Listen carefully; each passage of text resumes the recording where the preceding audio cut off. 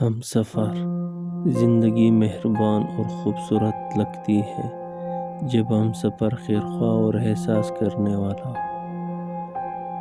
حضور صلی اللہ علیہ وسلم نے ارشاد فرمایا، عورت پہ سب سے زیادہ حق اس کے شوہر کا ہے۔ نبی کریم صلی اللہ علیہ وآلہ وسلم کا فرمان ہے، میاں بیوی کا ایک دوسرے کی طرف مسکرا کر دیکھنا بھی عبادت ہے۔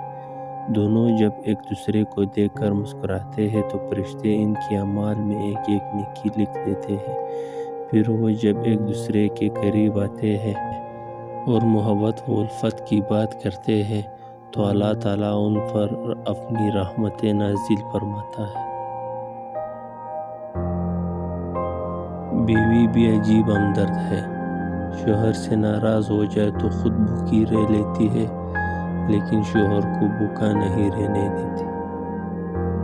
جس طرح استری کرنے سے کپڑوں میں جان آتی ہے، بالکل اسی طرح سب کے سامنے عزت دینے سے بیوی میں بھی جان آتی ہے۔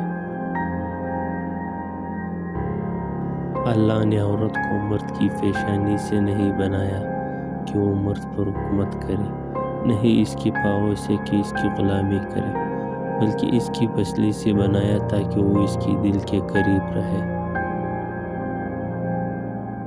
جب میاں اور بیوی میں سمجھوتے کی جگہ انڈرسٹینڈنگ اور محبت لے لیتی ہے تو میاں بیوی کا رشتہ بہت مضبوط اور خوبصورت ہو جاتا ہے۔ بیٹیاں جب سسرال میں خوش ہوں تو خود ہی میکے جانا کم کر دیتی ہے کہ ان کے شوہر کے بغیر دل نہیں لگتا۔ اگر شوہر اچھا ہو تو بیوی برے سسرال میں بھی گزارا کر لیتی ہے۔ سمجھدار بیوی وہ ہوتی ہے جو زندگی میں معاملات میں خاوند کو بڑا بنا کر رکھے، کیونکہ خاوند کو اللہ نے مرتبے میں بڑا بنایا۔ گھر سے باہر جاتے ہوئے بیوی کو بتا کر جانا بیوی کی غلامی نہیں، بلکہ بیوی کی فکر اور پریشانی کو کم کرنا ہے۔